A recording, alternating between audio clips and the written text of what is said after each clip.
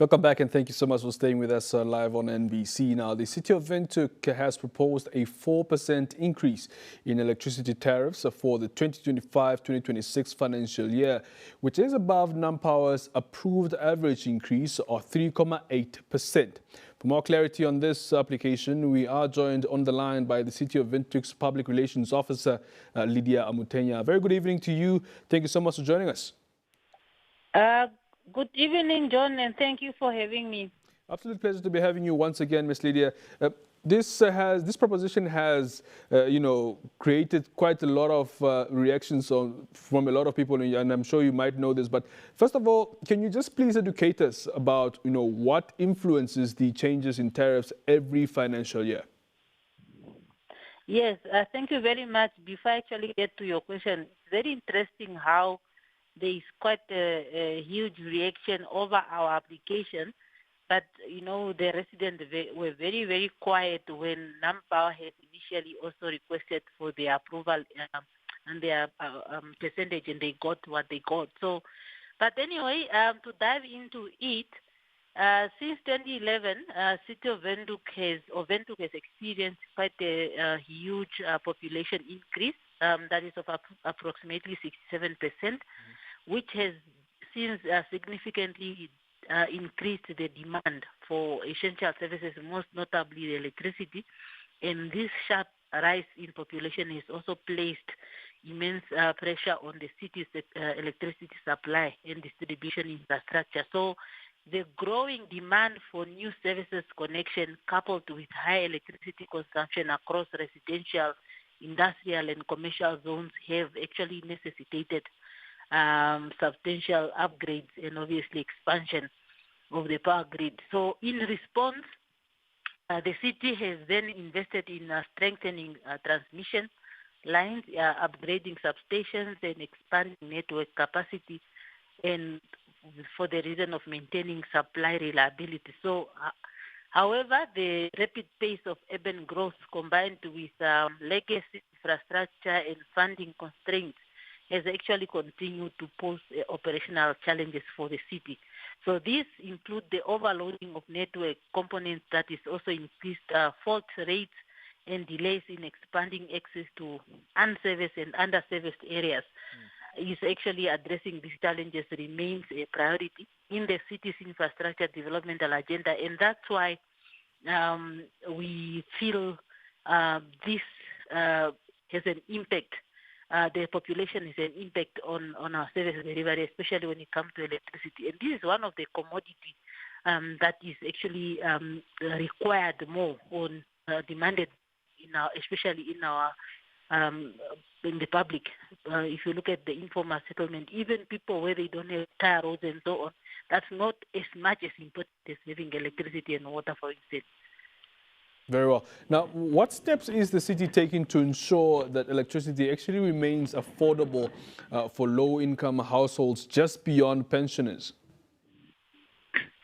Well, beyond the pensioners, the city continues to support low-income households through several targeted interventions, and this includes the implementation of first block electricity unit in priced lower to ensure that the basic energy needs are met affordably. The city also subsidized electricity connections in designed to low-income earners and also the use of prepaid meters. As you mentioned, we have a 5-year electrification plan, especially in our informal settlement. And obviously, in some of these areas, we have to subsidize it quite heavily because of the status and the conditions in which some of these areas are. So we are not recovering a full cost in terms of the infrastructures that we are putting up. And we also really appreciate the input from government because some of these projects, like they really do fund quite a lot the electrification of our informal settlement. But remember, we still have a component that is of maintenance, ensuring that we expand the services to those that still need it. And that actually, it's quite a lot of expenses on council. And obviously, in any other rates. You can't expand on any other, services without the public feeling the pinch. So you somehow really have to dig deeper in your own pockets to see how you can continue to provide such services to the residents. And because of that, we are also now looking into solar to see how that can actually help. But remember, also not everyone wants solar, although it's something that you can look at. People want grid, want to be connected to the grid and so on. So that is also a challenge. But we have a component, for instance, with the senior citizens where they get a discounted price on their first 250 units that they are buying per month. So the first 250 units that you are buying per month, you are actually buying it on a lower price compared to any other user or any other end user of electricity.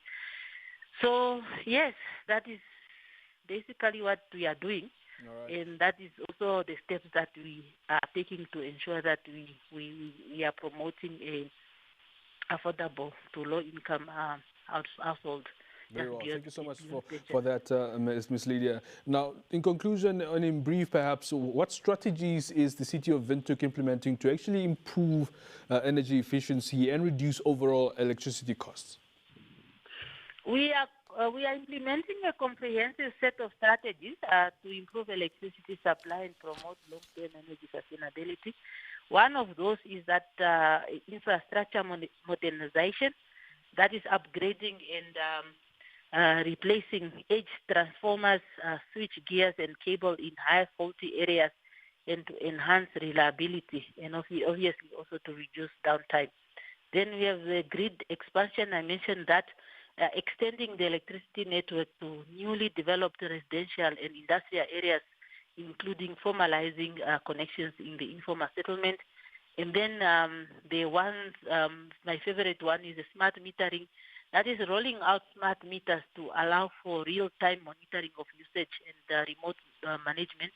That is also aimed at improving billing accuracy and operational efficiency, and in the same time trying to reduce the incidence of people bypassing electricity, which is also a very common incident in our area. So, and then the renewable energy integration that I just spoke about. Yep. That is also just to explore opportunities to integrate the renewable energy sources such as solar PV into the municipal grid. It's very known as net metering, where we have some of our clients are using net metering, which is working very well. Mm-hmm. And obviously the component of making sure that we are managing that very well. And also energy loss reduction. That's where we implement measures to reduce non-technical losses, including illegal connections, yep, through improved surveillance and community engagement and so forth. And then the last one is partnership and planning, together with other stakeholders such as NamPower and the Electricity Control Board, and obviously other international development agencies. Like of recent, we have received that grant of equating to 4 million on renewable energy. So these are some of the strategies that we are employing with a vision of ensuring that energy security is actually improved and transition towards a greener and more resilient power system. Very well. Thank you so much. Always a pleasure to be talking to you, Ms. Mutenya. Thank you so much, of course, for the clarity on this. Of course, hope to speak to you again on this. Of course, should come more developments. Thank you so much for your time. Thank you so much. Just to clarify that we have not yet gotten the 4%. It is an application, and we will still wait on the regulator, which is ECB, to give us the verdict or the outcome of our applications, and then we will definitely inform the public accordingly. Absolutely. Once again, thank you so much, Ms. Mutenya. That was Lydia Mutenya, the Public Relations Officer of the City of Windhoek, talking to us about, of course, the proposed 4% of electricity tariffs. Of course, hope to bring you